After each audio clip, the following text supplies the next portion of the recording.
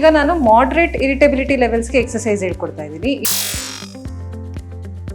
ನಿಮಗೆ ನೋವು through out the day ಇರಲ್ಲ, ಅವಾಗ ಬಿಟ್ಟು ಬಿಟ್ಟು ಬರುವಂಥದ್ದು. ಮತ್ತೆ ಎಂಡ್ ರೇಂಜ್ ಅಲ್ಲಿ ನೋವು ಬರುವಂಥದ್ದು. ಎಂಡ್ ರೇಂಜ್ ಅಂದ್ರೆ ನಿಮಗೆ ಬಿಗಿ ಆಗಿರುತ್ತೆ ಫ್ರೋಸನ್ ಶೋಲ್ಡರ್ಸ್ ಅಲ್ಲಿ ಶೋಲ್ಡರು. ಕೈ ಇಲ್ಲಿವರೆಗೂ ಹೋಗುತ್ತೆ ಅಂದ್ರೆ ಇಲ್ಲಿವರೆಗೂ ಮಾತ್ರ ನೋವು ಬರಲ್ಲ, ಮತ್ತೆ ಅದರಿಂದ ಮೇಲೆ ಎತ್ತಕ್ಕೆ ಹೋದ್ರೆ ನೋವು ಬರುವಂಥದ್ದು. ಕೈನ 90 ಡಿಗ್ರಿ ತಗೊಂಡು ಶೋಲ್ಡರ್ ಲೆವೆಲ್ ತಗೊಂಡು ಅಬ್ಡಕ್ಷನ್ ಮಾಡಿ, ಅಂದ್ರೆ ಕೈನ ಸ್ವಲ್ಪ ಹಿಂದಕ್ಕೆ ತಗೊಂಡು ವೆಯ್ಟ್ ಇದ್ದ ಎಕ್ಸ್ಟರ್ನಲ್ ಮತ್ತೆ ಇಂಟರ್ನಲ್ ರೊಟೇಷನ್ ಮಾಡುವಂಥದ್ದು.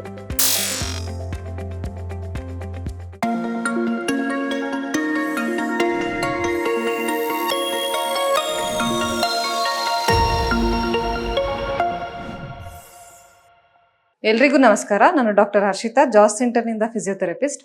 ಹಿಂದಿನ ಸಂಚಿಕೆಯಲ್ಲಿ ನಾನು ನಿಮಗೆ ಫ್ರೋಸನ್ ಶೋಲ್ಡರ್ ಬಗ್ಗೆ ಹೇಳ್ತಾ ಅದಕ್ಕೆ ಎಕ್ಸಸೈಸ್ಗಳನ್ನ ಹೇಳ್ಕೊಟ್ಟಿದ್ದೆ. ಅದರಲ್ಲಿ 3 ಲೆವೆಲ್ ಆಗಿ ಡಿವೈಡ್ ಮಾಡಿರ್ತೀವಿ. ಒಂದು ಐ ಇರಿಟಬಿಲಿಟಿ ಎಕ್ಸಸೈಸ್, ಅಂದ್ರೆ ಅತಿ ಹೆಚ್ಚು ನೋವು ಮತ್ತೆ ಅತಿ ಹೆಚ್ಚು ನಿಮಗೆ ಕಿರಿಕಿರಿ ಆಗುವಂಥದ್ದು. ಮಾಡ್ರೇಟ್ ಇರಿಟಬಿಲಿಟಿ ಲೆವೆಲ್ಸ್ ಮತ್ತೆ ಲೋ ಇರಿಟಬಿಲಿಟಿ ಲೆವೆಲ್ಸ್ ಅಂತ. ಈಗ ನಾನು ಮಾಡ್ರೇಟ್ ಇರಿಟಬಿಲಿಟಿ ಲೆವೆಲ್ಸ್ಗೆ ಎಕ್ಸಸೈಸ್ ಹೇಳ್ಕೊಡ್ತಾ ಇದ್ದೀನಿ. ಇದರಲ್ಲಿ ಹೇಗಿರುತ್ತೆ ಅಂದ್ರೆ ನಿಮಗೆ ನೋವು ಥ್ರೂ ಔಟ್ ದ ಡೇ ಇರಲ್ಲ, ಅವಾಗ ಬಿಟ್ಟು ಬಿಟ್ಟು ಬರುವಂಥದ್ದು. ಮತ್ತೆ ಎಂಡ್ ರೇಂಜ್ ಅಲ್ಲಿ ನೋವು ಬರುವಂಥದ್ದು. ಎಂಡ್ ರೇಂಜ್ ಅಂದ್ರೆ ನಿಮಗೆ ಬಿಗಿ ಆಗಿರುತ್ತೆ ಫ್ರೋಸನ್ ಶೋಲ್ಡರ್ಸ್ ಅಲ್ಲಿ ಶೋಲ್ಡರು. ಕೈ ಇಲ್ಲಿವರೆಗೂ ಹೋಗುತ್ತೆ ಅಂದ್ರೆ ಇಲ್ಲಿವರೆಗೂ ಮಾತ್ರ ನೋವು ಬರಲ್ಲ, ಮತ್ತೆ ಅದರಿಂದ ಮೇಲೆ ಎತ್ತಕ್ಕೆ ಹೋದ್ರೆ ನೋವು ಬರುವಂಥದ್ದು. ಮತ್ತೆ ಪೇನ್ ಬಂದು 10, ಒಂದು ಸ್ಕೇಲ್ ಆಫ್ 10 ತಗೊಂಡ್ರೆ ನಿಮಗೆ 10ಕ್ಕೆ ಒಂದು 4 ರಿಂದ 6 ಇರುತ್ತೆ ಪೇನು. ಇದು ಬಂದು ಮಾಡ್ರೇಟ್ ಲೆವೆಲ್ ಇರಿಟಬಿಲಿಟಿ ಅಂತ ಹೇಳ್ತೀವಿ. ಇದಕ್ಕೆ ನಾನೀಗ ಎಕ್ಸಸೈಸ್ಗಳನ್ನ ತೋರಿಸ್ಕೊಡ್ತಾ ಇದ್ದೀನಿ. ಇದಕ್ಕೆ ಮೊದಲನೇ ಎಕ್ಸಸೈಸ್ ಮಾಡೋದಕ್ಕೆ ನಾವು ಬ್ಯಾಂಡ್ ಯೂಸ್ ಮಾಡ್ತೀವಿ. ಬ್ಯಾಂಡ್ ಯೂಸ್ ಮಾಡಿ ನಾವು ಲೋ ರೆಸಿಸ್ಟೆನ್ಸ್ ಬ್ಯಾಂಡ್ ಅಂತ ಬರುತ್ತೆ. ಟೆರಾ ಬ್ಯಾಂಡ್ ಅಲ್ಲಿ ಸ್ವಲ್ಪ ಕಡಿಮೆ ಇರುವಂತ ರೆಸಿಸ್ಟೆನ್ಸ್ ಇರುತ್ತೆ, ಅದನ್ನ ತಗೋಬೇಕಾಗುತ್ತೆ ನೀವು. ಅದನ್ನ ಇಟ್ಕೊಂಡು ನಿಮ್ಮ ಎಲ್ಬೋನ ಬೆಂಡ್ ಮಾಡಿ, ಎಲ್ಬೋನ ಎತ್ತಬಾರ್ದು. ಅದಕ್ಕೆ ನೀವೇನಾದ್ರೂ ಟವಲ್ ಅಥವಾ ಕರ್ಚೀಫ್ ಇಟ್ಕೊಂಡು ಇಲ್ಲಿ ಸ್ಟೆಬಿಲಿಟಿ ಮಾಡ್ಕೊಂಡು ಇದನ್ನ ಆಚೆ ಎಳಿಬೇಕು. ಈ ತರ ಬ್ಯಾಂಡ್ನ ಕೈಯಿಂದ 1 2 3 4 5 6 7 8 9 10 ಈ ರೀತಿ ಇಳಿಬೇಕಾಗುತ್ತೆ. ಮತ್ತೆ ಇದರಲ್ಲಿ ನಿಮಗೆ ಪೇನ್ ನೋಡಿಕೊಂಡು ಇಳಿಬೇಕಾಗುತ್ತೆ. ನಿಮಗೆ ಅಕಸ್ಮಾತ್ ತುಂಬಾ ನೋವು ಬಂತು ಅಂದ್ರೆ ಇಳಿತಾ ನೀವು ರೇಂಜ್ನ ಸ್ವಲ್ಪ ಕಡಿಮೆ ಮಾಡಿಕೊಂಡು, ಇಂಟೆನ್ಸಿಟಿ ಕಡಿಮೆ ಮಾಡಿಕೊಂಡು ಮಾಡಬೇಕಾಗುತ್ತೆ. ಅದೇ ರೀತಿ ನೀವು ಕೈನ ಈ ಕಡೆ ಬಂದು ಬ್ಯಾಂಡ್ನ ಈ ಕಡೆಯಿಂದ ಇಟ್ಕೊಂಡು ನಿಮ್ಮ ಕಡೆಗೆ ಎಳ್ಕೋಬೇಕಾಗತ್ತೆ ಬ್ಯಾಂಡ್ನ. 1 2 3 4 5 6 7 8 9 10. ಇದು ನಿಮ್ಮ ನೆಕ್ಸ್ಟ್ ಎಕ್ಸಸೈಸ್. ಇದಾದ್ಮೇಲೆ ಬ್ಯಾಂಡ್ ಯೂಸ್ ಮಾಡಿ ಮಾಡುವಂಥದ್ದು. ಬ್ಯಾಂಡ್ನ ನೀವು ಕಾಲಡಿಯಲ್ಲಿ ಇಟ್ಕೊಂಡು ಪಾದದಲ್ಲಿ ಸ್ವಲ್ಪ ಸ್ಟೆಬಿಲಿಟಿ ತಗೊಂಡು ಕೈನ ಇದನ್ನ ಮೇಲಿಡ್ಬೇಕು. ಹೆಬ್ಬೆರಳು ಮೇಲಿಟ್ಟು ಮೇಲೆ ಎಷ್ಟಾಗುತ್ತೋ ಅಷ್ಟು ಎಳೆಯೋಕ್ಕೆ ಟ್ರೈ ಮಾಡಬೇಕು. 1 2 3 4 5 6 7. ಇದನ್ನ ಮಾಡುವಾಗ ಕೈ ಡಯಾಗ್ನಲ್ ಆಗಿರ್ಬೇಕು. ಆಚೆ ಈ ಕಡೆ ಇರಬಾರ್ದು ಅಥವಾ ಈ ಕಡೆ ಇರಬಾರ್ದು, ಮಧ್ಯದಲ್ಲಿ ಇಟ್ಕೊಂಡು ಮಾಡ್ತಾ ಇರಬೇಕು. ಈ ರೀತಿ 10 ರಿಪಿಟೇಷನ್ 10 ಸಲ ಮಾಡಬೇಕು. ಮತ್ತೆ ಅದೇ ತರ ಕೈನ ಸೈಡ್ಗೆ ಎತ್ತುವಂಥದ್ದು, ಬ್ಯಾಂಡ್ ಸಪೋರ್ಟ್ ತಗೊಂಡು. ಇದು ನಿಮ್ಮ ನೆಕ್ಸ್ಟ್ ಎಕ್ಸಸೈಸ್. ಇದು ಕೂಡ 10 ರಿಪಿಟೇಷನ್ಸ್ 10 ಸಲ ಮಾಡಬೇಕಾಗುತ್ತೆ. ನೆಕ್ಸ್ಟ್ ಎಕ್ಸಸೈಸ್ ಮಲ್ಕೊಂಡು ಮಾಡುವಂಥದ್ದು. ನೆಕ್ಸ್ಟ್ ಎಕ್ಸಸೈಸ್ ನಲ್ಲಿ ಕೋಲ್ ಇಟ್ಕೊಂಡು ಅದಕ್ಕೆ ವೆಯ್ಟ್ ಕಫ್ನ ಟೈ ಮಾಡಿ ಒಂದು ಅರ್ಧ kg ಅಥವಾ 1 kg ಅಷ್ಟು ಕಟ್ಕೋಬಹುದು ನೀವು. ಅದನ್ನ ಕೈನ ಇಟ್ಕೊಂಡು ಕೋಲಿಂದ ಹಿಂದಕ್ಕೆ ತಗೊಂಡೋಗಿ ಮತ್ತೆ ವಾಪಸ್ಸು ಮುಂದೆ ಬರಬೇಕು. ಇದರಲ್ಲೂ ಕೂಡ ನಿಮ್ಗೆ ರೇಂಜ್ ಲಿಮಿಟೇಷನ್ ಇರುತ್ತೆ. ನಿಮ್ಗೆ ಫುಲ್ ರೇಂಜ್ ಹೋಗೋಕ್ಕಾಗಲ್ಲ. ನಿಮ್ಗೆ ಎಷ್ಟು ಹೋಗೋಕ್ಕಾಗುತ್ತೋ ಅಷ್ಟು 2 ಕೈ ಸಪೋರ್ಟ್ ಇಂದ ಹಿಂದಕ್ಕೆ ಮುಂದಕ್ಕೆ. 1 2 3 4 5 6, 7, 8, 9, 10. ಈ ರೀತಿ 10 ರಿಪಿಟೇಷನ್ಸ್ ಮಾಡಬೇಕಾಗುತ್ತೆ. ನೆಕ್ಸ್ಟ್ ಎಕ್ಸಸೈಸ್ ಬಂದು ನಾವು ಐ ಇರಿಟಬಿಲಿಟಿ ಲೆವೆಲ್ಸ್ ಅಲ್ಲಿ ಕೋಲ್ ಯೂಸ್ ಮಾಡಿರ್ತೀವಿ. ಈಗ ಆಕ್ಟಿವ್ ಆಗಿ ನೀವು ಮಾಡಬೇಕಾಗುತ್ತೆ.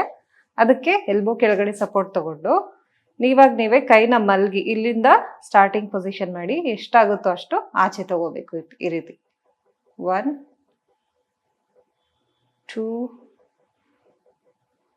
3, 4, 5, 6, 7, 8, 9, 10. ಅದೇ ತರ ನಿಮ್ಗೆ ಕೈನ ಇಷ್ಟು ಎತ್ತಕ್ಕಾದ್ರೆ ಅದನ್ನ ಕೈ ಎತ್ಬಿಟ್ಟು 9 ಶೋಲ್ಡರ್ ಲೆವೆಲ್ ಅಲ್ಲಿ ಇಟ್ಟು ಮತ್ತೆ ಅದೇ ರೀತಿ ಹಿಂದೆ ಮುಂದೆ ಎಷ್ಟಾಗುತ್ತೋ ಅಷ್ಟು 1, 2, 3, 4, 5, 6, 7, 8, 9, 10. ನಿಧಾನವಾಗಿ ಮಾಡ್ಬೇಕಾಗುತ್ತೆ. ಈ ತರ 10 ರಿಪಿಟೇಷನ್ಸ್ 2 ಸಲ ದಿನದಲ್ಲಿ ಬೆಳಗ್ಗೆ ಒಂದ್ಸಲ ಸಂಜೆ ಒಂದ್ಸಲ ಮಾಡ್ಬೇಕಾಗುತ್ತೆ ಎಲ್ಲ ಎಕ್ಸಸೈಸ್ಗಳು. ಈಗ ನಾವು ನಿಮ್ಗೆ ಹಾಗೆ ಲೋ ಇರಿಟೇಬಿಲಿಟಿ ಲೆವೆಲ್ಸ್ ಎಕ್ಸಸೈಸ್ ಹೇಳ್ಕೊಡ್ತೀನಿ. ಲೋ ಇರಿಟೇಬಿಲಿಟಿ ಲೆವೆಲ್ಸ್ ಅಲ್ಲಿ ನೀವು ವೇಟ್ ಯೂಸ್ ಮಾಡಿ ಮಾಡ್ಬೇಕಾಗುತ್ತೆ ಸೇಮ್ ಎಕ್ಸಸೈಸ್ಗಳನ್ನ. ಮತ್ತೆ ಒಂದೇ ಕೈಯಲ್ಲಿ ಮಾಡ್ಬೇಕಾಗಿರುತ್ತೆ. ಯಾವ ಅಫೆಕ್ಟೆಡ್ ಹ್ಯಾಂಡ್ ಇರುತ್ತಲ್ಲ ಅದೇ ಹ್ಯಾಂಡ್ ಅಲ್ಲಿ ಮಾಡ್ಬೇಕಾಗುತ್ತೆ. ಲೋ ಇರಿಟೇಬಿಲಿಟಿ ಲೆವೆಲ್ಸ್ ಅಂದ್ರೆ ನಿಮ್ಗೆ 10ಗೆ ಪೇನ್ 1 to 3 ಇರುತ್ತೆ. ಅಂದ್ರೆ 1ರಿಂದ 3 ರೇಂಜ್ ಅಂದ್ರೆ ಅಷ್ಟೊಂದಿರಲ್ಲ, ಅಷ್ಟು ನೋವಿರುತ್ತೆ. ಮತ್ತೆ ನಿಮ್ಗೆ ನೈಟ್ ಅಲ್ಲಿ ಪೇನ್ ತುಂಬಾ ಕಡಿಮೆ ಇರುತ್ತೆ.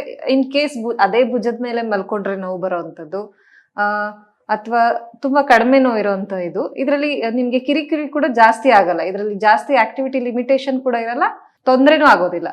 ಈಗ ಇದಕ್ಕೆ ಎಕ್ಸಸೈಸ್ ಬಂದು ನೀವು ಡಂಬೆಲ್ಸ್ ನ ಕೈ ಯಾವ್ದಾದ್ರು ಒಂದು ವೆಯ್ಟ್ ವಾಟರ್ ಬಾಟಲ್ ನ ನೀರ್ ತುಂಬಿಸಿ ಅಥವಾ ಮರಳು ತುಂಬಿಸಿ ಇಟ್ಕೊಂಡು ಒಂದೇ ಕೈಯಿಂದ ನೀವು ಎತ್ತಬೇಕಾಗುತ್ತೆ ಫುಲ್ ರೇಂಜ್ಗೆ. ಲೋ ಇರಿಟೇಬಿಲಿಟಿ ಲೆವೆಲ್ಸ್ ಮೊದಲನೇ ಎಕ್ಸಸೈಸ್ ಬಂದು ಡಂಬೆಲ್ಸ್ ಇಂದ ಮಾಡುವಂಥದ್ದು. ನಾವು ಕೈನ ಎಕ್ಸ್ಟರ್ನಲ್ ರೊಟೇಷನ್ ಅಂದ್ರೆ ಸ್ವಲ್ಪ ಆಚೆ ತಿರುಗಿಸಿರ್ಬೇಕು. ಕೈ ಆಚೆ ತಿರುಗಿಸ್ಬಿಟ್ಟು ಹೋಗಿ ಹಿಂದೆ ಮುಟ್ಸಿ ವಾಪಸ್ಸು ಬರ್ಬೇಕು.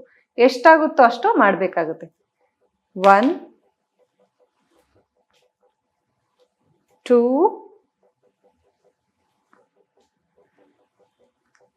3,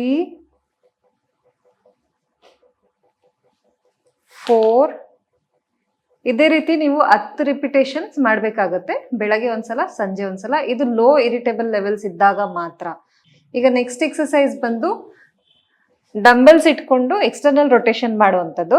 ಇದಕ್ಕೆ ನೀವು ಕೆಳಗಡೆ ಟವೆಲ್ ಅಥವಾ ಆಂಕರ್ಚಿಫ್ ಸಪೋರ್ಟ್ ತಗೊಂಡು ಇದು ಇಟ್ಕೊಂಡು ವೆಯ್ಟ್ ಇಟ್ಕೊಂಡು ಹೀಗೆ ಕೈ ಒಳಗೊಂದ್ಸಲ ಹೊರಗೊಂದ್ಸಲ ಈ ರೀತಿ ಎಷ್ಟಾಗುತ್ತೋ ಅಷ್ಟು.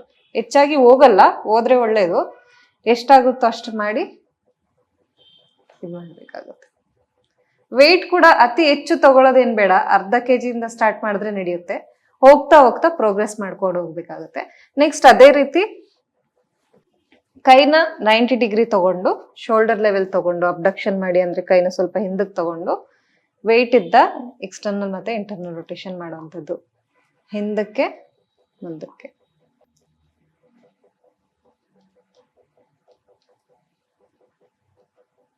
ಇದನ್ನು ಸಹ 10 ರಿಪಿಟೇಷನ್ಸ್ 2 ಸಲ ಬೆಳಗ್ಗೆ ಒಂದ್ಸಲ ಸಂಜೆ ಒಂದ್ಸಲ ಮಾಡೋದು. ಇದಿಷ್ಟು ಫ್ರೋಸನ್ ಶೋಲ್ಡರ್ಸ್ ಇರುವಂತ ಎಕ್ಸಸೈಸ್ಗಳು. ನೀವು ನಿಮ್ಮ ನೋವು ಮತ್ತೆ ಇರಿಟೇಬಿಲಿಟಿ ಲೆವೆಲ್ಸ್ ನೋಡ್ಕೊಂಡು ಮಾಡ್ಬೇಕಾಗತ್ತೆ. ತೀರಾ ನೋವಾಗಿಲ್ಲ ಅಂದ್ರೆ ಈ ಲೋ ಇರಿಟೇಬಿಲಿಟಿ ಎಕ್ಸಸೈಸ್, ಮತ್ತೆ ತುಂಬಾ ಅತಿ ನೋವಿತ್ತು ಅಂದ್ರೆ ಇರಿಟೇಬಿಲಿಟಿ. ಯಾವಾಗ್ಲೂ ಇರಿಟೇಬಿಲಿಟಿಯಿಂದ ಸ್ಟಾರ್ಟ್ ಮಾಡಿ ಇಲ್ಲಿಗೆ ಬರುವಂತದ್ದು ಒಳ್ಳೇದು. ಇದ್ರ ಜೊತೆಗೆ ನಾನು ಮುಂಚೆ ಹೇಳ್ದಂಗೆ ನೀವು ವಾಕಿಂಗ್ ಮಾಡ್ಲೇಬೇಕಾಗುತ್ತೆ. ಇದರಲ್ಲಿ ನಿಮ್ ಬಾಡಿ ಎಲ್ಲ ಫ್ರೀ ಆಗುತ್ತೆ. ಇದ್ರ ಜೊತೆಗೆ ನಾವು ಮುಂಚೆ ಮಾಡರೇಟ್ ಲೆವೆಲ್ ಎಕ್ಸಸೈಸ್ ಅಲ್ಲಿ ಮಾಡಿದ್ದ ಟೆರಾಬ್ಯಾಂಡ್ ಗಳ ಎಕ್ಸಸೈಸ್ ಗಳನ್ನ ಮಾಡ್ಬೇಕಾಗತ್ತೆ. ಮತ್ತೆ ನೀವು ಅರ್ಲಿ ಮಾರ್ನಿಂಗ್ ವಾಕ್ ಹೋಗೋದು ಅಷ್ಟೇ ಇಂಪಾರ್ಟೆಂಟ್. ಇದಿಷ್ಟು ಫ್ರೋಸನ್ ಶೋಲ್ಡರ್ಸ್ ಇರೋ ಎಕ್ಸಸೈಸ್ಗಳು. ಮುಂದಿನ ಸಂಚಿಕೆಯಲ್ಲಿ ನಾನು ಮತ್ತೊಂದು ಕಂಡೀಷನ್ ಜೊತೆಗೆ ಮತ್ತೆ ಥೆರಪಿ ಏನೇನ್ ಮಾಡ್ಬೇಕು ಅಂತ ಬರ್ತೀನಿ. ಅಲ್ಲಿವರೆಗೂ ನಮಸ್ಕಾರ. ಅನುಕ್ಷಣದ ಸುದ್ದಿಗಳಿಗಾಗಿ ವಿಸ್ತಾರ ನ್ಯೂಸ್ ಯೂಟ್ಯೂಬ್ ಚಾನೆಲ್ ಸಬ್ಸ್ಕ್ರೈಬ್ ಮಾಡಿ. ಹೊಸ ಸುದ್ದಿಗಳ ನೋಟಿಫಿಕೇಶನ್ಗಾಗಿ ಬೆಲ್ ಐಕಾನ್ ಕ್ಲಿಕ್ ಮಾಡಿ. ಲೇಟೆಸ್ಟ್ ಅಪ್ಡೇಟ್ಸ್ಗಾಗಿ www.vistaranews.com ವೆಬ್ಸೈಟ್ಗೆ ವಿಸಿಟ್ ಮಾಡಿ. ಅಂಗೈಯಲ್ಲೇ ಜಗತ್ತಿನ ಸುದ್ದಿ ತಿಳಿಯಲು ವಿಸ್ತಾರ ನ್ಯೂಸ್ ಕನ್ನಡ ಆಪ್ ಡೌನ್ಲೋಡ್ ಮಾಡಿ.